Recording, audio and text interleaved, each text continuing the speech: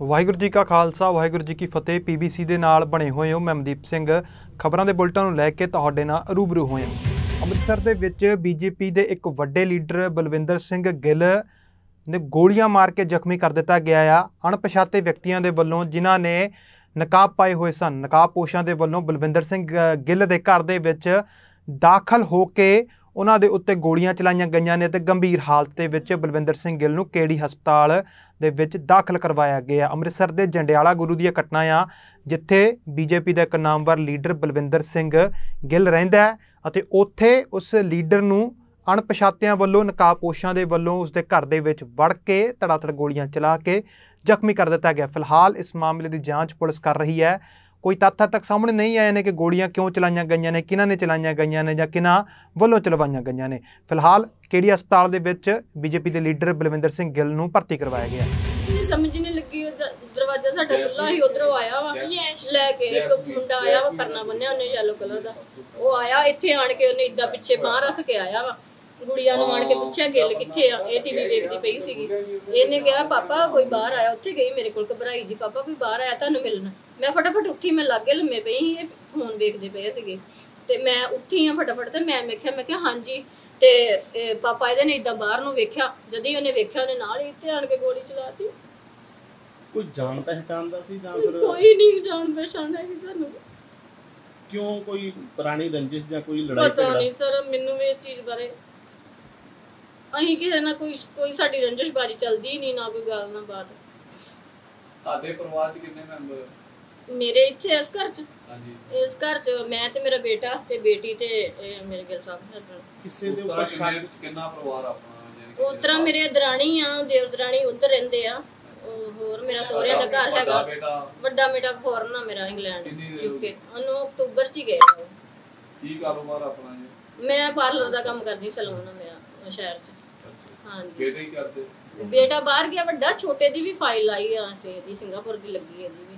ਹਾਂਜੀ, ਹੁਣ ਹੀ ਇਹਦੀ ਲਾਈ ਥੋੜੀ ਦੇਰ ਹੋਈ ਹੈ। ਕਿਸੇ ਪਾਰਟੀ ਦੇ ਨਾਲ ਵੀ ਸੰਬੰਧ ਰੱਖਦੇ ਜੀ? ਗਿੱਲ ਸਾਹਿਬ ਬੀਜੇਪੀ ਪਾਰਟੀ ਦੇ ਨਾਲ ਸੰਬੰਧ ਰੱਖਦੇ। ਇਲੈਕਸ਼ਨਾਂ ਚੱਲਦੀਆਂ ਪਈਆਂ ਵਾ, ਜਲੰਧਰ ਡੇਲੀ ਜਾਂਦੇ, ਡੇਲੀ ਆਉਂਦੇ ਆ। 8:30 ਵਜੇ ਆਏ, ਆਣ ਕੇ ਰੋਟੀ ਖਾਧੀ ਆ ਤੇ ਪਹਿਲਾਂ ਅਸੀਂ ਫਿਲਮ ਦੇਖਦੇ ਪਏ ਸੀਗੇ। ਉੱਥੋਂ ਉੱਠ ਕੇ ਫਿਰ ਅਸੀਂ ਅੰਦਰ ਚਲ ਗਏ। ਇਹਨਾਂ ਨੇ ਆਣ ਕੇ ਇਸ ਵੇਲੇ ਖਬਰਾਂ ਪਾਉਣੀਆਂ ਹੁੰਦੀਆਂ ਵਾ ਸਾਰਿਆਂ ਨੂੰ। ਹਾਂਜੀ, ਖਬਰਾਂ ਪਾਉਂਦੇ ਆ ਇਸ ਵੇਲੇ ਆਣ ਕੇ। ਇਹ ਖਬਰਾਂ ਦੇਖਦੇ ਪਏ, ਮੈਂ ਵੈਸੇ ਲਾਗੇ, ਮੈਂ ਵੀ ਫੋਨ ਵੇਖਦੀ ਪਈ ਸੀ ਲਾਗੇ, ਤੇ ਬੇਟਾ ਵੀ ਅੰਦਰ। ਬੱਚੇ ਤੁਹਾਨੂੰ ਪਤਾ ਆਪਣੇ ਕਮਰੇ 'ਚ, ਤੇ ਸਾਨੂੰ ਪਤਾ ਹੀ ਨਹੀਂ ਚੱਲਿਆ, ਉਹ ਦਰਵਾਜ਼ਾ ਖੁੱਲਾ। ਜਦ ਹੀ ਇਹਨੇ ਆਣ ਕੇ ਗੁੜੀਆ ਨੂੰ ਪੁੱਛਿਆ ਗਿੱਲ ਕਿੱਥੇ ਆ। ਕੋਈ ਸੀਸੀਟੀਵੀ ਫੁਟੇਜ ਵਗੈਰਾ, ਕੋਈ ਕੈਮਰੇ ਲੱਗੇ ਹੋਏ? ਸਰ ਪਤਾ ਨਹੀਂ, ਬਾਹਰ ਲੱਗੇ ਗਲੀ 'ਚ ਕੈਮਰੇ।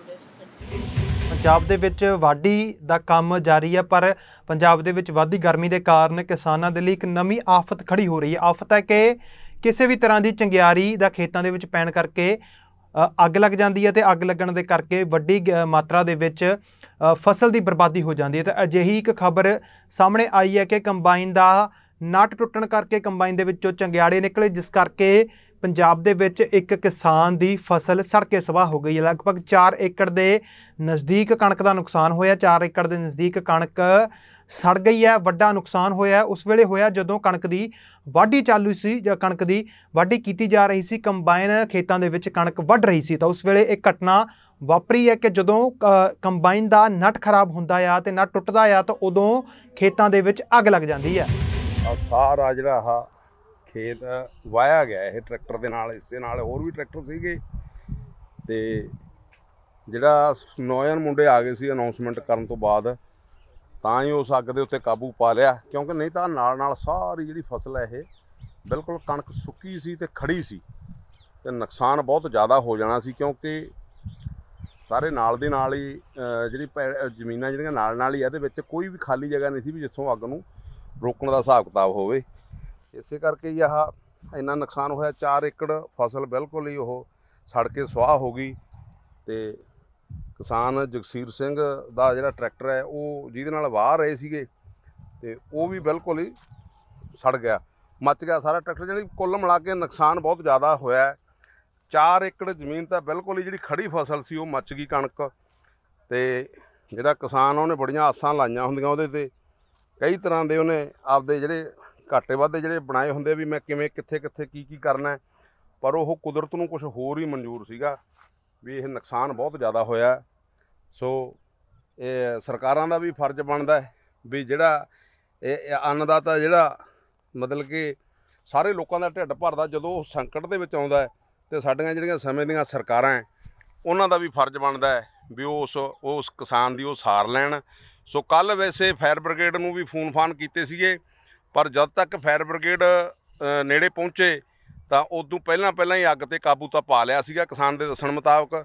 ਸੋ ਇਸ ਕਰਕੇ ਹੈ ਵੀ ਇਹ ਸਰਕਾਰਾਂ ਨੂੰ ਕੁਛ ਇਸ ਤਰ੍ਹਾਂ ਦੇ ਇਹਨਾਂ ਦਿਨਾਂ ਦੇ ਵਿੱਚ ਪ੍ਰਬੰਧ ਚਾਹੀਦੇ ਕਿ ਜਿਹੜੇ ਨੇੜੇ ਫਾਇਰ ਬ੍ਰਿਗੇਡ ਦਾ ਇੰਤਜ਼ਾਮ ਹੋਵੇ, ਜਦੋਂ ਵੀ ਕੋਈ ਫੋਨ ਜਾਂਦਾ ਤੇ ਜਿਹੜੀ ਕੋਈ ਥੋੜ੍ਹੇ ਸਮੇਂ ਦੇ ਵਿੱਚ ਉਹ ਪਾਣੀ ਵਾਲੀਆਂ ਗੱਡੀਆਂ ਪਹੁੰਚ ਜਾਣ ਤੇ ਅੱਗ 'ਤੇ ਕਾਬੂ ਪਾਇਆ ਜਾ ਸਕੇ। ਸੋ ਫਿਰ ਵੀ ਨੌਜਵਾਨਾਂ ਨੇ ਬਹੁਤ ਜੱਦੋਜਹਿਦ ਦੇ ਨਾਲ ਅੱਗ ਬੁਝਾਈ ਤੇ ਫਿਰ ਵੀ ਕਿਸਾਨ ਦਾ ਬਹੁਤ ਜ਼ਿਆਦਾ ਨੁਕਸਾਨ ਹੋ ਗਿਆ। 4 ਏਕੜ ਜਿਹੜੀ ਫਸਲ ਹੈ ਉਹ ਬਿਲਕੁਲ ਹੀ ਖੜੀ ਮੱਚ ਗਈ ਤੇ ਨਾਲ ਟਰੈਕਟਰ ਬਿਲਕੁਲ ਖਤਮ ਹੋ ਗਿਆ। ਸੋ ਇਸ ਕਰਕੇ ਵੀ ਜਿਹੜਾ ਕਿਸਾਨ ਦਾ ਜਿਹੜੀ ਭਰਪਾਈ ਹੈ ਇਹ ਸਰਕਾਰ ਦਾ ਫਰਜ਼ ਬਣਦਾ ਹੈ ਵੀ ਉਹਦਾ ਉਹ ਪੂਰਾ ਕਰਕੇ ਦੇਵੇ।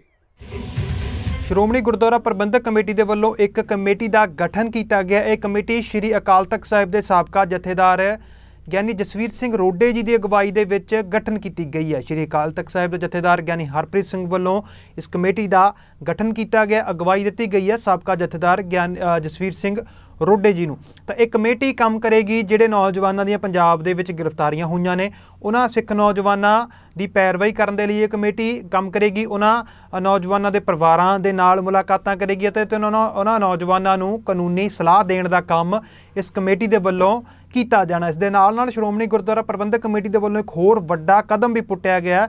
ਡਿਬਰੂਗੜ੍ਹ ਪਹੁੰਚ ਕੇ ਸ਼੍ਰੋਮਣੀ ਗੁਰਦੁਆਰਾ ਪ੍ਰਬੰਧਕ ਕਮੇਟੀ ਦੇ ਵਕੀਲਾਂ ਨੇ ਇੱਕ ਵੀਡੀਓ ਜਾਰੀ ਕੀਤੀ ਹੈ। ਡਿਬਰੂਗੜ੍ਹ ਪਹੁੰਚੇ ਨੇ ਤੇ ਉੱਥੇ ਪਹੁੰਚ ਕੇ NSA ਅਧੀਨ ਗ੍ਰਿਫਤਾਰ ਕੀਤੇ ਗਏ ਨੌਜਵਾਨਾਂ ਦੇ ਨਾਲ ਮੁਲਾਕਾਤ ਵੀ ਕੀਤੀ ਹੈ ਅਤੇ ਹੁਣ ਸ਼੍ਰੋਮਣੀ ਗੁਰਦੁਆਰਾ ਪ੍ਰਬੰਧਕ ਕਮੇਟੀ ਨੂੰ DC ਅੰਮ੍ਰਿਤਸਰ ਤੋਂ ਇਜਾਜ਼ਤ ਮਿਲ ਚੁੱਕੀ ਹੈ ਕਿ ਉਹ NSA ਅਧੀਨ ਗ੍ਰਿਫਤਾਰ ਕੀਤੇ ਗਏ ਨੌਜਵਾਨਾਂ ਦੇ ਪਰਿਵਾਰਕ ਮੈਂਬਰਾਂ ਦੀ ਮੁਲਾਕਾਤ ਉਹਨਾਂ ਨੌਜਵਾਨਾਂ ਦੇ ਨਾਲ ਕਰਵਾ ਸਕਦੇ ਨੇ। ਤਾਂ ਸ਼੍ਰੋਮਣੀ ਗੁਰਦੁਆਰਾ ਪ੍ਰਬੰਧਕ ਕਮੇਟੀ NSA ਐਕਟ ਦੇ ਤਹਿਤ ਗ੍ਰਿਫਤਾਰ ਕੀਤੇ ਗਏ ਪੰਜਾਬ ਦੇ 9 ਨੌਜਵਾਨਾਂ ਦੀ ਮੁਲਾਕਾਤ ਉਹਨਾਂ ਦੇ ਪਰਿਵਾਰ ਦੇ ਨਾਲ ਕਰਵਾਵੇਗੀ। ਇਸ ਗੱਲ ਦੀ ਜਾਣਕਾਰੀ ਸ਼੍ਰੋਮਣੀ ਗੁਰਦੁਆਰਾ ਪ੍ਰਬੰਧਕ ਕਮੇਟੀ ਦੇ ਵਕੀਲ ਭਗਵੰਤ ਸਿੰਘ ਸਿਆਲਕਾ ਨੇ ਇੱਕ ਵੀਡੀਓ ਜਾਰੀ ਕਰਕੇ ਕੀਤੀ ਹੈ। ਇਹ ਵੀਡੀਓ ਸ਼੍ਰੋਮਣੀ ਗੁਰਦੁਆਰਾ ਪ੍ਰਬੰਧਕ ਕਮੇਟੀ ਦੇ ਅਫੀਸ਼ੀਅਲ ਫੇਸਬੁੱਕ ਹੈਂਡਲ ਦੇ ਉੱਤੇ ਵੀ ਸਾਂਝਾ ਕੀਤਾ ਗਿਆ। ਇਸ ਵੀਡੀਓ ਦੇ ਵਿੱਚ ਸ਼੍ਰੋਮਣੀ ਗੁਰਦੁਆਰਾ ਪ੍ਰਬੰਧਕ ਕਮੇਟੀ ਨੇ ਹੋਰ ਕੀ ਕੁਝ ਦਾਅਵੇ ਕੀਤੇ ਨੇ, NSA ਅਧੀਨ ਉਹਨਾਂ ਪਰਿਵਾਰਕ ਮੈਂਬਰਾਂ ਦੀ NSA ਦੇ ਨਾਲ ਗ੍ਰਿਫਤਾਰ ਕੀਤੇ ਗਏ ਨੌਜਵਾਨਾਂ ਦੇ ਨਾਲ ਮੁਲਾਕਾਤ ਬਾਰੇ ਹੋਰ ਕੀ ਕੁਝ ਤੱਥ ਰੱਖੇ ਨੇ, ਉਹ ਤੁਹਾਡੇ ਨਾਲ ਸਾਂਝਾ ਕਰਦੇ ਹਾਂ।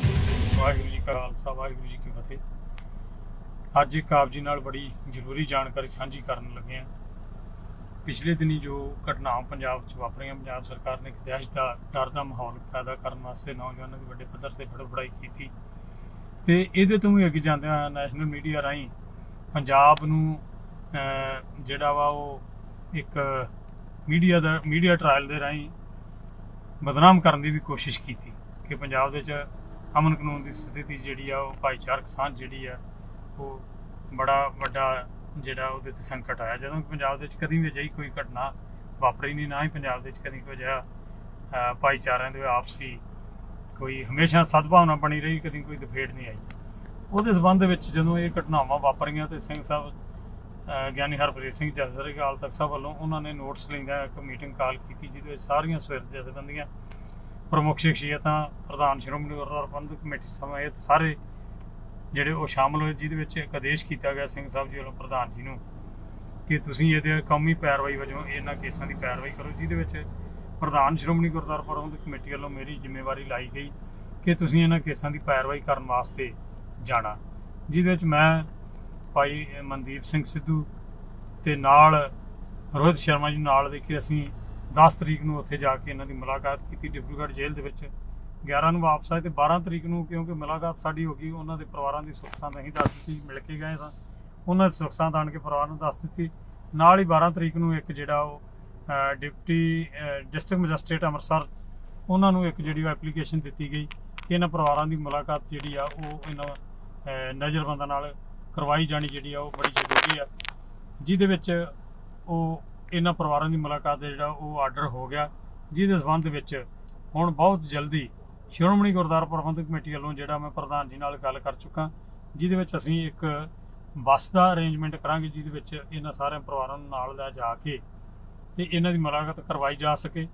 ਇੱਕ ਪਰਿਵਾਰ ਦੇ 5 ਮੈਂਬਰ ਜਿਹੜੇ ਆ ਮੁਲਾਕਾਤ ਕਰ ਸਕਦੇ ਨੇ ਤੇ ਐਜ ਪਰ ਐਕਟ ਜਿਹੜੀ ਆ ਉਹ ਵੀਰਵਾਰ ਦੇ ਦਿਨ ਜਿਹੜੀ ਮੁਲਾਕਾਤ ਹੋਣੀ ਬਣਦੀ ਆ, ਪਰ ਕਿਉਂਕਿ ਲੰਮਾ ਸਫ਼ਰ ਆ ਇਸ ਕਰਕੇ ਇਹ ਬੱਸ ਜਿਹੜੀ ਆ ਉਦੋਂ ਹੀ ਤੋਰੀ ਜਾਊਗੀ ਜਦੋਂ ਇਹ ਉਸ ਸਮੇਂ ਦੇ ਦੌਰਾਨ ਉਹਨਾਂ ਨੂੰ ਜਾ ਕੇ ਮਿਲ ਸਕਣ।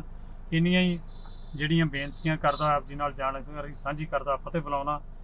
ਵਾਹਿਗੁਰੂ ਜੀ ਕਾ ਖਾਲਸਾ, ਵਾਹਿਗੁਰੂ ਜੀ ਕੀ ਫਤਿਹ। ਬੀਤੇ ਦਿਨੀ ਬਠਿੰਡਾ ਮਿਲਟਰੀ ਬੇਸ ਦੇ ਵਿੱਚ ਇੱਕ ਕਾਂਡ ਵਾਪਰਿਆ ਜਿੱਥੇ ਗੋਲੀ ਕਾਂਡ ਵਾਪਰਦਾ ਹੈ, ਗੋਲੀਆਂ ਚੱਲਦੀਆਂ ਨੇ, ਜਿਸ ਦੇ ਵਿੱਚ 4 ਫੌਜੀ ਨੌਜਵਾਨਾਂ ਦੀ ਮੌਤ ਹੋ ਜਾਂਦੀ ਹੈ।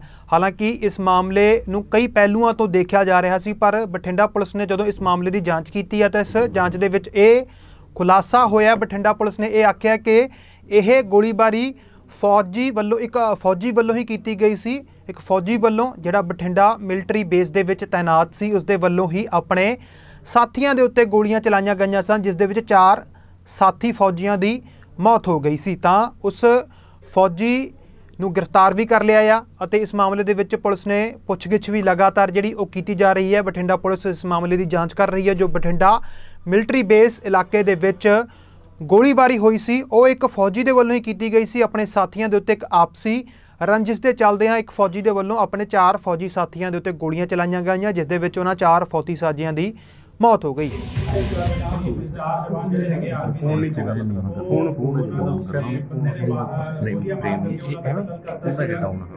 ਕਾਫੀ ਇਸ ਚੀਜ਼ ਦਾ ਸੈਂਸਿਟੀਵਿਟੀ ਸੀ ਬਿਕੋਜ਼ ਇੱਕ ਤੇ ਤਲਵੰਡੀ ਸਾਬੋ ਜਿਹੜਾ ਹੈਗਾ ਸਾਡਾ ਵਿਸਾਖੀ ਦਾ ਮੇਲਾ ਚੱਲ ਰਿਹਾ ਸੀਗਾ ਔਰ ਇਹੋ ਜਿਹੇ ਮਾਹੌਲ ਵਿੱਚ ਕੰਟੋਨਮੈਂਟ ਦੇ ਏਰੀਆ ਵਿੱਚ ਜਦੋਂ 4 ਜਵਾਨਾਂ ਨੂੰ ਕੋਈ ਬੰਦਾ ਮਾਰ ਕੇ ਚਲਾ ਜਾਏ ਤਾਂ ਉਹ ਚੀਜ਼ ਦੀ ਸੈਂਸਿਟੀਵਿਟੀ ਵੱਖਰੀ ਹੋ ਜਾਂਦੀ ਹੈਗੀ ਹੈ।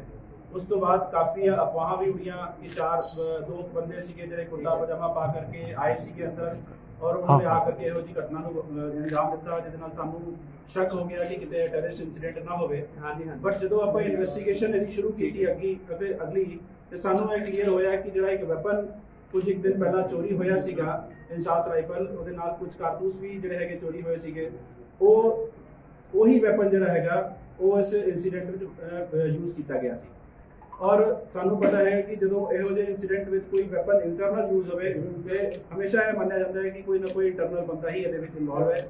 ਆਰਮੀ ਦੇ ਨਾਲ ਸਾਡੀ ਚੰਗੀ ਜਿਹੜੀ ਹੈਗੀ ਹੈ ਸਰਚ ਆਪਰੇਸ਼ਨਸ ਔਰ ਤਫਤੀਸ਼ ਜਿਹੜੀ ਹੈਗੀ ਹੈ ਲਗਾਤਾਰ ਆਪਾਂ ਇੱਕ ਦੂਜੇ ਨੂੰ ਕੋਆਪਰੇਟ ਕਰਦੇ ਰਹੇ ਹਾਂ ਔਰ ਇਨਵੈਸਟੀਗੇਸ਼ਨ ਕਰਦਿਆਂ ਹੋਇਆ ਕੱਲ ਸਾਨੂੰ ਇੱਕ ਬ੍ਰੇਕ ਥਰੂ ਮਿਲਿਆ ਜਦੋਂ ਆਪਾਂ ਕੁਝ ਇੱਕ ਬੰਦਿਆਂ ਨੂੰ ਸ਼ੱਕ ਦੇ ਆਧਾਰ ਤੇ ਪੁੱਛਗਿੱਛ ਵਾਸਤੇ ਆਪਣੇ ਕੋਲ ਬੁਲਾਇਆ ਹੋਇਆ ਸੀ ਤੇ ਜਿਹੜੇ ਬੰਦੇ ਨੇ ਸਾਨੂੰ ਇਤਲਾਹ ਦਿੱਤੀ ਸੀ ਕਿ 4:30 ਵਜੇ ਉਹਨੇ 2 ਬੰਦਿਆਂ ਨੂੰ ਕੁੜਤਾ ਪਜਾਮਾ ਪਾ ਕਰਕੇ ਭੱਜਦੇ ਹੋਏ ਕਿਹਾ ਹੈ, ਉਹਦੀ ਪੁੱਛਗਿੱਛ ਜਦੋਂ ਫਰਕ ਆਇਆ ਬਾਰ-ਬਾਰ ਉਹ ਬਿਆਨਾਂ ਨੂੰ ਚੇਂਜ ਕਰ ਰਿਹਾ ਸੀ ਤੇ ਅਸੀਂ ਉਹਦੀ ਤਖਤਾਈ ਦੇ ਨਾਲ ਥੋੜੀ ਪੁੱਛਗਿੱਛ ਕੀਤੀ ਤਾਂ ਉਹਨੇ ਮੰਨਿਆ ਕਿ ਉਹ ਜਿਹੜੇ 4 ਜਵਾਨਾਂ ਨੂੰ ਮਾਰਿਆ ਗਿਆ ਹੈਗਾ ਉਹ ਉਹਦੇ ਵੱਲੋਂ ਹੀ ਮਾਰਿਆ ਗਿਆ ਔਰ ਉਸਨੇ ਕੁਝ ਇੱਕ ਦਿਨ ਪਹਿਲਾਂ ਔਰ ਇਹ ਉਹਨਾਂ ਨੂੰ ਮੌਤ ਦੇ ਘਾਟ ਉਤਾਰਨਾ ਚਾਹੁੰਦਾ ਸੀ।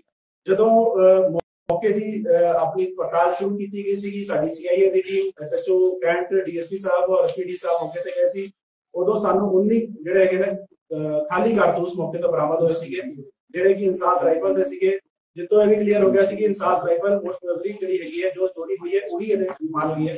ਔਰ ਕੱਲ ਜਦੋਂ ਇਹਨੇ ਸਾਰਾ ਕੁਝ ਡਿਸਕਲੋਜ਼ ਕੀਤਾ ਉਸ ਤੋਂ ਬਾਅਦ ਅਸੀਂ ਜਾ ਕਰਕੇ ਆਰਮੀ ਏਰੀਏ 'ਚ ਕਾਫੀ ਥੋਰੋ ਸਰਚ ਆਪਰੇਸ਼ਨ ਚਲਾਇਆ ਔਰ ਇਹਦੀ ਨਿਸ਼ਾਨਦੇਹੀ ਤੇ ਆਪਾਂ ਉੱਥੋਂ ਕੁੱਲ 7 ਕਾਰਤੂਸ ਬਰਾਮਦ ਕੀਤੇ ਹੈਗੇ ਨੇ, ਜਿਹਦੇ ਵਿੱਚੋਂ 6 ਕਾਰਤੂਸ ਜ਼ਿੰਦਾ ਸੀਗੇ, ਜਿਹੜੇ ਇਹਨੇ 8 ਕਾਰਤੂਸ ਚੋਰੀ ਕੀਤੇ ਸੀਗੇ LMG ਵਿੱਚ ਉਹ ਸੀ ਔਰ ਇੱਕ ਮਿਸ ਫਾਇਰ ਹੋਇਆ ਸੀਗਾ ਜਦੋਂ ਇਹਨੇ ਬੰਦਿਆਂ ਨੂੰ ਮਾਰਨ ਦੀ ਕੋਸ਼ਿਸ਼ ਕੀਤੀ ਸੀ, ਉਦੋਂ ਪਹਿਲਾ ਰਾਉਂਡ ਇਹਦੇ ਕੋਲੋਂ ਮਿਸ ਫਾਇਰ ਹੋਇਆ ਸੀਗਾ ਜਿਹੜਾ ਇਹਨੂੰ ਉਠਾ ਕੇ ਆਪਣੀ ਜੇਬ ਵਿੱਚ ਪਾ ਲਿਆ ਸੀਗਾ ਔਰ ਇਨਸੀਡੈਂਟ ਕਰਨ ਤੋਂ ਬਾਅਦ ਨੇੜੇ ਦੇ ਇੱਕ ਸੀਵਰੇਜ ਪਿਟ ਵਿੱਚ ਇਹਨੇ ਲਿਜਾ ਕਰਕੇ ਉਹ ਸਾਰੇ ਦੇ ਸਾਰੇ 8 ਕਾਰਤੂਸ ਜ਼ਿੰਦਾ ਤੇ ਇੱਕ ਜਿਹੜਾ ਯੂਜ਼ਡ ਕਾਰਟ੍ਰਿਜ ਸੀਗਾ ਉਹ ਤੇ ਵੈਪਨ, ਇਹ ਸਾਰੀ ਚੀਜ਼ਾਂ ਨੇ ਲਿਜਾ ਕੇ ਉਹਦੇ ਵਿੱਚ ਡੰਪ ਕਰਤੀਆਂ ਸੀਗੀਆਂ। ਵੈਪਨ ਸਾਨੂੰ ਉਸੇ ਦਿਨ ਬਰਾਮਦ ਹੋ ਗਿਆ ਸੀਗਾ ਔਰ ਬਾਕੀ ਦੇ ਕਾਰਤੂਸਾਂ ਵਿੱਚੋਂ 9 ਕਾਰਤੂਸਾਂ ਜੋ ਸਾਨੂੰ 7 ਕਾਰਤੂਸ ਬਰਾਮਦ ਹੋ ਗਏ ਨੇ। ਬਾਕੀ ਆਰਮੀ ਦੇ ਨਾਲ ਸਾਂਝਾ ਆਪਰੇਸ਼ਨ ਸਾਡਾ ਹਜੇ ਵੀ ਕੈਰਿੰਗ ਔਨ ਹੈ, ਉੱਥੇ ਚੱਲ ਰਿਹਾ ਹੈਗਾ।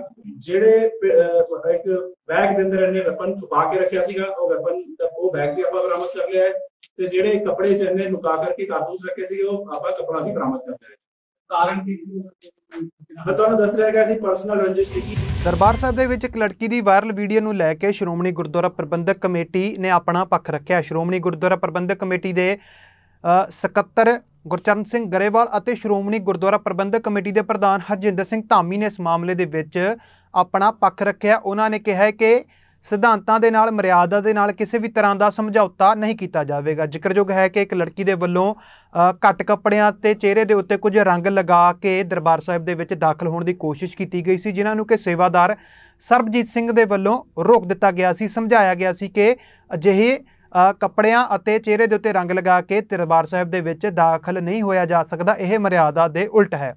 ਤਾਂ ਇਸ ਮਾਮਲੇ ਨੂੰ ਲੈ ਕੇ ਇਸ ਵਿਵਾਦ ਨੂੰ ਬਹੁਤ ਹਵਾ ਦਿੱਤੀ ਗਈ ਅਤੇ ਇਸ ਵਿਵਾਦ ਨੂੰ ਰਾਸ਼ਟਰਵਾਦ ਦੀ ਰੰਗਤ ਦੇਣ ਦੀ ਵੀ ਇੱਕ ਵੱਡੀ ਕੋਸ਼ਿਸ਼ ਕੀਤੀ ਗਈ। ਟਵਿੱਟਰ ਦੇ ਉੱਤੇ ਲਗਾਤਾਰ ਇਸ ਮਾਮਲੇ ਦੇ ਉੱਤੇ ਟਵੀਟ ਵੀ ਕੀਤੇ ਜਾਂਦੇ ਰਹੇ ਅਤੇ ਹੁਣ ਇਸ ਮਾਮਲੇ ਦੇ ਵਿੱਚ ਸ਼੍ਰੋਮਣੀ ਗੁਰਦੁਆਰਾ ਪ੍ਰਬੰਧਕ ਕਮੇਟੀ ਦੇ ਪ੍ਰਧਾਨ ਅਤੇ ਸਕੱਤਰ ਗੁਰਚਰਨ ਸਿੰਘ ਗਰੇਵਾਲ ਨੇ ਸ਼੍ਰੋਮਣੀ ਗੁਰਦੁਆਰਾ ਪ੍ਰਬੰਧਕ ਕਮੇਟੀ ਦਾ ਸਿੱਖਾਂ ਜਾਂ ਰਹਿਤ ਮਰਿਆਦਾ ਦਾ ਪੱਖ ਰੱਖਿਆ ਕਿ ਆਖਰ ਰਹਿਤ ਮਰਿਆਦਾ ਕੀ ਹੈ ਤੇ ਕਿਉਂ ਉਸ ਲੜਕੀ ਨੂੰ ਰੋਕਿਆ ਗਿਆ ਸੀ ਜਾਂ ਸਮਝਾਇਆ ਗਿਆ ਸੀ। ਤਾਂ ਇਸ ਮਾਮਲੇ ਨੂੰ ਲੈ ਕੇ ਸ਼੍ਰੋਮਣੀ ਗੁਰਦੁਆਰਾ ਪ੍ਰਬੰਧਕ ਕਮੇਟੀ ਦੇ ਪ੍ਰਧਾਨ ਹਰਜਿੰਦਰ ਸਿੰਘ ਧਾਮੀ ਨੇ ਕਿਹਾ ਕਿ ਰਹਿਤ ਮਰਿਆਦਾ ਦੇ ਨਾਲ ਕਿਸੇ ਵੀ ਤਰ੍ਹਾਂ ਦਾ ਕੋਈ ਸਮਝੌਤਾ ਨਹੀਂ ਕੀਤਾ ਜਾਵੇਗਾ।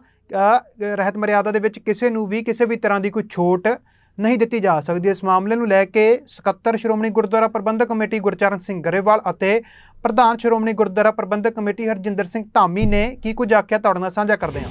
ਵਾਹਿਗੁਰੂ ਜੀ ਕਾ ਖਾਲਸਾ, ਵਾਹਿਗੁਰੂ ਜੀ ਕੀ ਫਤਿਹ ਜੀ।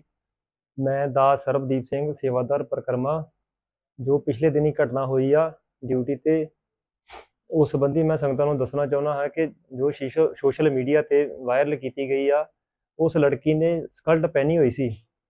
ਤੋ ਮੈਂ ਉਸ ਨੂੰ ਗੁਰੂ ਦੀ ਮਰਿਆਦਾ ਬਾਰੇ ਦੱਸਿਆ ਕਿ ਸਰੀਰ ਨੂੰ ਢੱਕ ਕੇ ਪੂਰਾ ਜਾਈਦਾ, ਲੱਤਾਂ ਨੂੰ ਢੱਕ ਕੇ ਜਾਈਦਾ, ਪਰ ਉਹਨਾਂ ਵੱਲੋਂ ਇਸ ਗੱਲ ਨੂੰ ਗਲਤ ਰੰਗਤ ਦਿੱਤੀ ਗਈ ਹੈ। ਹਰਿਮੰਦਰ ਸਾਹਿਬ ਦੇ ਵਿੱਚ ਹਰੇਕ ਦਾ ਸਤਿਕਾਰ ਹੈ, ਮਰਿਆਦਾ ਸਭ ਤੋਂ ਅਹਿਮ ਚੀਜ਼ ਹੈ ਜੋ ਸਾਨੂੰ ਹਰ ਇੱਕ ਸੰਗਤ ਨੂੰ ਰੱਖਣੀ ਚਾਹੀਦੀ ਹੈ। ਤੇ ਜੋ ਸੋਸ਼ਲ ਮੀਡੀਆ ਤੇ ਮੇਰੇ ਸਸਪੈਂਡ ਵੱਲੋਂ ਕੋਈ ਵੀ ਅਫਵਾਹਾਂ ਫੈਲਾਈਆਂ ਜਾਣ ਰਹੀਆਂ, ਉਹ ਬਿਲਕੁਲ ਗਲਤ ਹਨ। ਸੋ ਕਿਰਪਾ ਕਰਕੇ ਇਹਨਾਂ ਚੀਜ਼ਾਂ ਤੇ ਕੋਈ ਧਿਆਨ ਨਾ ਦਿੱਤਾ ਜਾਵੇ।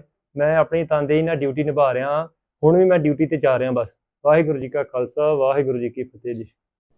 ਅੱਜ ਸਵੇਰੇ ਅੰਮ੍ਰਿਤ ਵੇਲੇ ਇੱਕ ਵੀਡੀਓ ਜੇ ਚਾਲੂ ਕੀਤੀ ਗਈ, ਆ ਮਰਿਆਦਾ ਆ ਗੁਰੂ ਪਾਤਸ਼ਾਹ ਦੀ ਹਾਜ਼ਰੀ ਚ ਆਉਣ ਦੀ, ਕਿ ਸਿਰ ਨੰਗਾ ਨਾ ਹੋਵੇ, ਆਦਬ ਤੇ ਸਤਿਕਾਰ ਹੋਵੇ। ਹਰੇਕ ਗੱਲ ਨੂੰ ਇਸ ਢੰਗ ਨਾਲ ਆਪਾਂ ਚੱਲਦੇ ਆਂ ਵੀ ਸ਼ਾਇਦ ਸਿੱਖ ਜਿਹੜੇ ਆ ਇਹ ਕਿਸੇ ਹੋਰ ਪਾਸੇ ਨੂੰ ਚੱਲਦੇ।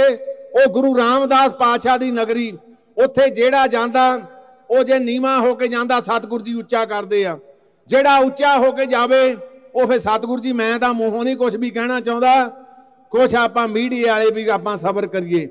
ਨੈਸ਼ਨਲ ਮੀਡੀਆ ਸਵੇਰ ਦਾ ਕਿਵੇਂ ਉਹਨੂੰ ਚਲਾ ਰਿਹਾ, ਯਾਰ ਉਹਦੀ ਮਰਿਆਦਾ ਗੁਰੂ ਪਾਤਸ਼ਾਹ ਦੀ, ਗੁਰੂ ਚੌਥੇ ਪਾਤਸ਼ਾਹ ਨੇ ਉੱਥੇ ਸਤਿਗੁਰੂ ਜੀ ਨੇ ਕਿਰਪਾ ਕੀਤੀ, ਚਾਰੇ ਬੂਹੇ ਖੁੱਲੇ, ਕਿਸੇ ਨੂੰ ਨਹੀਂ ਰੋਕਿਆ ਜਾਂਦਾ।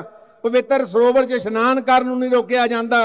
ਸੱਚਖੰਡ 'ਚ ਕੀਰਤਨ ਸਰਵਣ ਕਰੋ, ਰੋਕਿਆ ਨਹੀਂ ਜਾਂਦਾ। ਪ੍ਰਸ਼ਾਦ ਇੱਕੋ ਜਿਹਾ ਦਿੱਤਾ ਜਾਂਦਾ। ਲੰਗਰ ਦੇ ਵਿੱਚ ਕੋਈ ਇਹੋ ਜਿਹੀ ਤਰੁੱਠੀ ਨਹੀਂ ਨਾ ਹੋਵੇ। ਉੱਥੇ ਸਾਰੀ ਪੰਗਤ ਇੱਕ ਥਾਂ ਬਹਿੰਦੀ ਆ। ਆਪਾਂ ਉਸ ਧਰਤੀ ਲਈ ਵੀ ਆਪਾਂ ਯਾਰੋ ਲਾਪੇ ਕਰਨ ਰਾਜਨੀਤੀ ਨਾ ਕਰੀਏ। ਉਹੋ ਜਿਹੀਆਂ ਗੱਲਾਂ ਸਿੱਖ ਪੰਥ ਇਹਦੀ ਸਿਰਜਣਾ ਗੁਰੂ ਨਾਨਕ ਦੇਵ ਪਾਤਸ਼ਾਹ ਨੇ ਉਸ ਵੇਲੇ ਕੀਤੀ ਸੀ, ਜਦੋਂ ਬਾਬਰ ਨੂੰ ਜਾਬਰ ਕਹਿ ਕੇ, ਅੱਜ ਤਾਂ ਆਪਾਂ ਆਜ਼ਾਦ ਭਾਰਤ ਦੇ ਵਿੱਚ ਆ, ਉਦੋਂ ਦਾ ਅਹਿਸਾਸ ਕਰੋ ਜਦੋਂ ਮੁਸਲਮਾਨਾਂ ਦਾ ਰਾਜ ਸੀ। ਉਸ ਵੇਲੇ ਗੁਰੂ ਨਾਨਕ ਦੇਵ ਪਾਤਸ਼ਾਹ ਨੇ ਲੀਹਾਂ ਪਾਈਆਂ ਸੀ ਕਿ ਆਪਾਂ ਗੁਰ ਸ਼ਬਦ ਦੀ ਪੂਜਾ ਕਰਕੇ, ਗੁਰੂ ਪੰਥ ਤੇ ਗੁਰੂ ਗ੍ਰੰਥ, ਗੁਰੂ ਦਸਮ ਪਾਤਸ਼ਾਹ ਨੇ ਕਿਹਾ ਸੀ, ਮੇਰੀ ਆਤਮਾ ਗੁਰੂ ਗ੍ਰੰਥ ਦੇ ਵਿੱਚ, ਮੇਰਾ ਸਰੀਰ ਗੁਰੂ ਪੰਥ ਦੇ ਵਿੱਚ। ਤੇ ਆਓ ਅੱਜ ਆਪਾਂ ਸਾਰੇ ਗੁਰੂ ਪੰਥ, ਗੁਰੂ ਗ੍ਰੰਥ ਦੇ ਪੁਜਾਰੀ ਬਣੀਏ। ਬਹੁਤ ਬਹੁਤ ਧੰਨਵਾਦ। ਵਾਹਿਗੁਰੂ ਜੀ ਕਾ ਖਾਲਸਾ, ਵਾਹਿਗੁਰੂ ਜੀ ਕੀ ਵਾਹਿਗੁਰੂ ਜੀ ਕਾ ਖਾਲਸਾ, ਵਾਹਿਗੁਰੂ ਜੀ ਕੀ ਫਤਿਹ। ਬੜਾ ਅਫਸੋਸ ਹੈ ਇਸ ਗੱਲ ਦਾ ਕਿ ਇਹ ਕਿਹੜਾ ਟਵੀਟ ਆਇਆ। ਸਭ ਤੋਂ ਪਹਿਲਾਂ ਤਾਂ ਮੈਂ ਇਹ ਗੱਲ ਕਹਿ ਦਿਆਂ ਕਿ ਇਹ ਜਿਹੜੇ ਦਰਬਾਰ ਸਾਹਿਬ ਦੇ ਪ੍ਰਬੰਧ ਦੇ ਵਿੱਚ ਅਸੀਂ ਸਾਰੇ ਸ਼ਾਮਲ ਹਾਂ, ਹਰ ਸਿੱਖ ਹੀ ਉਸ ਵਿੱਚ ਸ਼ਾਮਲ ਹੈ। ਪਰ ਕਿਉਂਕਿ ਸਾਡੀ ਸੇਵਾਦਾਰ ਦੇ ਤੌਰ 'ਤੇ ਡਿਊਟੀ ਲੱਗੀ ਆ, ਇਸ ਗੱਲ ਲਈ ਅਸੀਂ ਪਹਿਲਾਂ ਵੀ ਇਸ ਗੱਲ ਨੂੰ ਸਪਸ਼ਟ ਕਰ ਦੇਣਾ ਚਾਹੁੰਦੇ ਹਾਂ ਅਤੇ ਕਰ ਰਹੇ ਹਾਂ ਕਿ ਕੋਈ ਵੀ ਦੁਨੀਆ ਦੇ ਕਿਸੇ ਕੋਨੇ ਵਿੱਚ ਕਿਸੇ ਵੀ ਧਰਮ ਦਾ, ਕਿਸੇ ਵੀ ਦਿਸ਼ਾ, ਕਿਸੇ ਵੀ ਜਾਤ ਨਾਲ ਸੰਬੰਧਿਤ ਕੋਈ ਵੀ ਸ਼ਰਧਾਲੂ ਦੇ ਤੌਰ 'ਤੇ ਗੁਰੂ ਰਾਮਦਾਸ ਪਾਤਸ਼ਾਹ ਦੇ ਦਰਬਾਰ 'ਚ ਆਉਂਦਾ, ਸਾਡੇ ਲਈ ਸਤਿਕਾਰਯੋਗ ਆ, ਨਤਮਸਤਕ ਆ, ਉਹਦੇ ਚਰਨਾਂ ਵਿੱਚ ਨਮਸਕਾਰ ਹੈ। ਉਹ ਇੱਥੇ ਆ ਕੇ ਕੀ ਕਰਦਾ, ਉਹ ਬਾਅਦ ਦੀਆਂ ਗੱਲਾਂ ਨੇ। ਪਿਛਲੇ ਦਿਨਾਂ ਦੇ ਵਿੱਚ ਕੁਝ ਸ਼ਰਾਰਤੀ ਲੋਕਾਂ ਨੇ ਇਸ ਤਰ੍ਹਾਂ ਦੇ ਇੱਥੇ ਆਯੋਜਨ ਕੀਤੇ। ਤੁਸੀਂ ਜਾਣਦੇ ਹੋ ਕਿ 84 ਦੇ ਵਿੱਚ ਸਿੱਖਾਂ ਦਾ ਕਤਲੇਆਮ ਹੋਇਆ। ਜਗਦੀਸ਼ ਟਰੈਕਟਰ ਨਾਂ ਦਾ ਬੰਦਾ ਉਸ ਵਿੱਚ ਪੂਰਨ ਤੌਰ 'ਤੇ ਦੋਸ਼ੀ ਹੈ। ਉਸ ਸਮੇਂ ਦੀਆਂ ਸਰਕਾਰਾਂ ਨੇ ਉਹਨੂੰ ਬਚਾਇਆ। ਉਸ ਦੇ ਬਾਰੇ ਦੇ ਵਿੱਚ ਇੱਕ ਵਿਅਕਤੀ ਆਉਂਦਾ, ਆਪਣੇ ਬੰਦਿਆਂ ਨੂੰ ਬਾਹਰ ਰੱਖਦਾ ਅਤੇ ਉਹ ਸਰੋਵਰ 'ਚ ਇਸ਼ਨਾਨ ਕਰਦਾ ਅਤੇ ਉੱਥੇ ਇੱਕ ਟੀ-ਸ਼ਰਟ ਪਾਉਂਦਾ। ਉਹ ਟੀ-ਸ਼ਰਟ ਦੇ ਉੱਤੇ ਜਗਦੀਸ਼ ਟਰੈਕਟਰ ਜਿਹੜਾ ਸਿੱਖਾਂ ਦਾ ਕਾਤਲ ਹੈ ਉਹਦੀ ਤਸਵੀਰ ਹੁੰਦੀ ਹੈ। ਉਹ ਉੱਥੇ ਇਸ਼ਨਾਨ ਕਰਕੇ ਫੋਟੋ ਕਰਕੇ, ਜਿਹਦੇ ਵਿੱਚ ਦਰਬਾਰ ਸਾਹਿਬ ਦੀ ਫੋਟੋ ਆਉਂਦੀ ਆ, ਤਾਂ ਉੱਤੋਂ ਦੀ ਉਹ ਆਪਣੀ ਟੀ-ਸ਼ਰਟ ਪਾ ਲੈਂਦਾ ਅਤੇ ਬਾਹਰ ਚਲਾ ਜਾਂਦਾ। ਤੁਸੀਂ ਇਹ ਦੇਖੋ ਕਿ ਉਹ ਇੱਕ ਸਿੱਖ ਸੀਗਾ, ਉਸ ਦੀ ਮਨ ਦੀ ਮਨਸ਼ਾ ਕਿਸ ਤਰ੍ਹਾਂ ਦੀ ਸੀ, ਉਸ ਗੱਲ ਬਾਰੇ ਕਦੇ ਸ਼ਾਇਦ ਕਿਸੇ ਨੇ ਨਹੀਂ ਸੋਚਿਆ।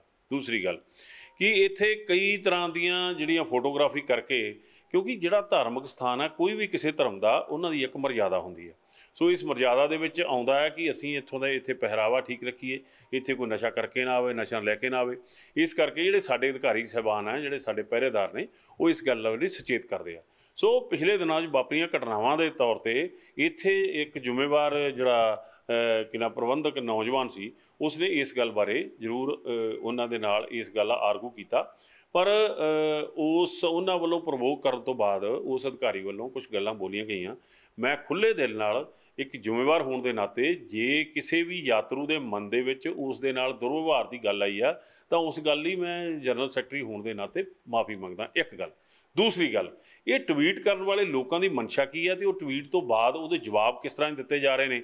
ਮੈਨੂੰ ਲੱਗਦਾ ਕਿ ਮੇਰਾ ਜਿਹੜਾ ਸਿਰ ਹੈ ਉਹ ਸ਼ਰਮ ਨਾਲ ਝੁਕਦਾ, ਕਿਉਂਕਿ ਇਸ ਦੇਸ਼ 'ਚ ਸਾਨੂੰ ਇਹ ਦੱਸਿਆ ਜਾ ਰਿਹਾ ਕਿ ਪੰਜਾਬ ਦੇਸ਼ ਦਾ ਹਿੱਸਾ ਨਹੀਂ।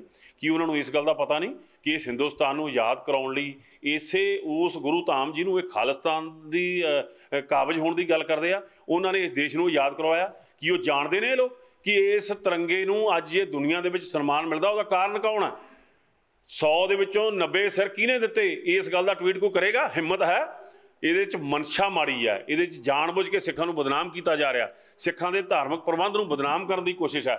ਮੈਂ ਚਾਹਾਂਗਾ ਕਿ ਜਿਹੜੇ ਲੋਕ ਅੱਜ ਟਵੀਟ ਕਰਕੇ ਇਸ 'ਤੇ ਸਵਾਲ ਕਰ ਰਹੇ ਨੇ, ਉਹ ਆਪਣੇ ਅੰਦਰ ਝਾਤੀ ਮਾਰਨ ਕਿ ਇਸ ਦੇਸ਼ ਨੂੰ ਆਜ਼ਾਦ ਕਿਹਨਾਂ ਨੇ ਕਰਵਾਇਆ। ਇਸ ਦੇਸ਼ ਦੇ ਆਗੂ ਜਿਹਨੂੰ ਮਹਾਤਮਾ ਗਾਂਧੀ ਮੰਨਦੇ ਆ, ਜਿਹਦੇ 'ਤੇ ਕਿਨਾ ਰਾਜਘਾਟ 'ਤੇ ਜਾ ਕੇ ਜਿਹਨੂੰ ਸਿਰ ਝੁਕਾਉਂਦੇ ਨੇ ਇੱਥੋਂ ਦੇ ਰਾਜਨੀਤਿਕ ਲੋਕ, ਉਹ ਗਾਂਧੀ ਨੇ ਇਹ ਗੱਲ ਕਹਿਤੀ ਸੀ ਕਿ ਇਸੇ ਦਰਬਾਰ ਸਾਹਿਬ ਦੀ ਸ਼੍ਰੋਮਣੀ ਗੁਰਦੁਆਰਾ ਪ੍ਰਬੰਧਕ ਕਮੇਟੀ ਨੇ ਅੰਗਰੇਜ਼ਾਂ ਤੋਂ ਜਿਹੜੇ ਗੁਰਦੁਆਰੇ ਆਜ਼ਾਦ ਕਰਵਾਏ ਸੀ, ਤੇ ਉਹਨਾਂ ਨੇ ਇਹ ਗੱਲ ਕਹੀ ਸੀ, ਇਹ ਗੱਲ ਸੁਣ ਲੈਣ ਤੇ ਪੜ੍ਹ ਲੈਣ, ਉਹਨਾਂ ਨੇ ਇਹ ਗੱਲ ਕਹੀ ਸੀ ਕਿ ਦੇਸ਼ ਦੀ ਆਜ਼ਾਦੀ ਦੀ ਪਹਿਲੀ ਲੜਾਈ ਜਿੱਤੀ ਗਈ ਆ। ਇਸ ਗੱਲ ਨੂੰ ਕਿਸੇ ਨੇ ਸੋਚਿਆ? ਇਹ ਗੱਲ ਸੋਚੀ ਕਿਸੇ ਨੇ? ਕਦੇ ਕਹੀ ਕਿਸੇ ਨੇ ਕਿ ਇਹ ਇੱਕ ਐਸਾ ਸਥਾਨ ਹੈ? ਮੇਰੀ ਇਹ ਗੱਲ ਕਹਿਣ ਤੇ ਕਿਸੇ ਨੂੰ ਇਤਰਾਜ਼ ਹੋਵੇ ਤੇ ਕੋਈ ਗੱਲ ਨਹੀਂ, ਪਰ ਮੇਰੇ ਮਨ 'ਚ ਭਾਵਨਾ ਗਲਤ ਨਹੀਂ ਹੈ, ਕਿਉਂਕਿ ਦਰਬਾਰ ਸਾਹਿਬ ਦੇ ਅੰਦਰ ਇਹ ਜਿਹੜਾ ਕਨਸੈਪਟ ਹੈ, ਇਸ ਕਨਸੈਪਟ ਦੀ ਕੋਈ ਕਦਰ ਕਰਕੇ ਟਵੀਟ ਕਰੇਗਾ? ਇਸ ਦੇਸ਼ ਦੇ ਅੰਦਰ ਬੜੇ ਕਿਨਾ ਮੰਦਰ ਨੇ, ਰੱਬ ਦੇ ਮੰਦਰ ਨੇ, ਭਗਵਾਨ ਦੇ ਮੰਦਰ ਨੇ, ਉਹਨਾਂ ਮੰਦਰਾਂ ਦੇ ਬਾਹਰ ਬੋਰਡ ਲੱਗੇ ਦਿਖਾਈ ਨਹੀਂ ਦੇ ਰਹੇ ਜਿੱਥੇ ਕਹਿੰਦੇ ਆ ਕਿ ਕਿਸੇ ਦੂਸਰੇ ਧਰਮ ਦਾ ਬੰਦਾ ਇੱਥੇ ਆ ਨਹੀਂ ਸਕਦਾ। ਕੀ ਕਿਸੇ ਧਰਮ ਦੇ ਧਾਰਮਿਕ ਸਥਾਨਾਂ 'ਤੇ ਜਾਣ 'ਤੇ ਰੋਕ ਆ? ਕਿਸੇ ਔਰਤ ਨੂੰ ਰੋਕ ਆ? ਕਿਸੇ ਦਲਿਤ ਨੂੰ ਰੋਕ ਆ? ਇੱਥੋਂ ਦਾ ਰਾਸ਼ਟਰਪਤੀ ਸ਼ਰਮਨਾਕ ਹੋ ਗਿਆ, ਉਹਨੂੰ ਮੰਦਰ ਵਿੱਚ ਜਾਣ ਦੀ ਇਜਾਜ਼ਤ ਨਹੀਂ ਦਿੱਤੀ ਗਈ। ਇਹ ਲੋਕ ਇਹ ਗੱਲ ਸਮਝਣਗੇ ਜਿਹੜੇ ਸਾਨੂੰ ਖਾਲਿਸਤਾਨ ਦੀ ਗੱਲ ਕਰਦੇ ਨੇ, ਜਦੋਂ ਕਿ ਤੁਹਾਡੇ ਦੇਸ਼ ਦਾ ਜਿਹੜਾ ਸੰਵਿਧਾਨ ਹੈ, ਮੈਂ ਖਾਲਿਸਤਾਨ ਦੇ ਨਾਲ ਸਮਰਥਕ ਨਹੀਂ ਹਾਂ, ਪਰ ਤੁਹਾਡੇ ਦੇਸ਼ ਦਾ ਸੰਵਿਧਾਨ ਕਹਿੰਦਾ, ਇਸ ਸੰਵਿਧਾਨ ਦੇ ਵਿੱਚ ਵੋਟਾਂ ਚੁਣ ਕੇ ਆਇਆ ਸਿਮਰਜੀਤ ਸਿੰਘ ਮਾਨ ਖਾਲਿਸਤਾਨ ਦੀ ਗੱਲ ਕਰਦਾ। ਮਾੜੀ ਮੋਟੀ ਸ਼ਰਮ ਕਰੋ। ਸਿੱਖਾਂ ਦੇ ਬਾਰੇ ਦੇ ਵਿੱਚ ਇਸ ਤਰ੍ਹਾਂ ਦੀ ਭੱਦੀ ਭਾਸ਼ਾ ਨਾ ਵਰਤੋ। ਇਸ ਦੇਸ਼ ਨੂੰ ਸਿੱਖਾਂ ਨੇ ਇੱਥੇ ਖੜਾ ਕੀਤਾ, ਸਿੱਖਾਂ ਨੇ ਇਹਨੂੰ ਆਜ਼ਾਦ ਰੱਖਿਆ। ਅੱਜ ਬਾਰਡਰ ਤੇ ਚਾਈਨਾ ਦੇ ਬਾਰਡਰ 'ਤੇ ਲੋੜ ਪੈਂਦੀ ਹੈ ਤੇ ਕੌਣ ਜਾਂਦਾ? ਉਹ ਸਿੱਖ ਹੈ, ਉਹ ਖਾਲਿਸਤਾਨੀ ਹੈ। ਇੱਥੇ ਇੱਕ ਨੌਜਵਾਨ ਜਿਹੜਾ ਪੰਜਾਬ ਦਾ, ਅਜੇ ਉਹਦੇ ਹੱਥੋਂ ਕੈਚ ਛੁੱਟ ਜਾਂਦਾ। ਸ਼ਰਮ ਕਰੋ। ਉਸ ਨੌਜਵਾਨ ਜਿਹਨੇ ਇੰਡੀਆ ਦੀ ਟੀਮ ਨੂੰ ਕਈ ਵਾਰ ਜਿਤਾਇਆ, ਉਸ ਨੂੰ ਤੁਸੀਂ ਖਾਲਿਸਤਾਨੀ ਦਾ ਗਰਦਾਨ ਦਿੱਤਾ। ਕੌਣ ਲੋਕ ਹੋ ਤੁਸੀਂ? ਤੁਸੀਂ ਇਹ ਦੇਸ਼ ਦੇ ਗਦਾਰ ਹੋ ਜਿਹੜੇ ਅੱਜ ਸਿੱਖਾਂ ਨੂੰ ਖਾਲਿਸਤਾਨੀ ਦਾ ਨਾਂ ਦੇ ਕੇ ਵੱਖਵਾਦੀ ਗੱਲ ਕਰਦੇ ਹੋ। ਇਹ ਸਨ ਅੱਜ ਦੀਆਂ ਮੁੱਖ ਤੇ ਚੋਣਵੀਆਂ ਖਬਰਾਂ। ਤੁਸੀਂ ਬਣੇ ਰਹੋ PBC ਦੇ ਨਾਲ। ਮੈਨੂੰ ਮਨਦੀਪ ਸਿੰਘ ਨੂੰ ਦਿਓ ਇਜਾਜ਼ਤ। ਧੰਨਵਾਦ। ਵਾਹਿਗੁਰੂ ਜੀ ਕਾ ਖਾਲਸਾ, ਵਾਹਿਗੁਰੂ ਜੀ ਕੀ ਫਤਿਹ।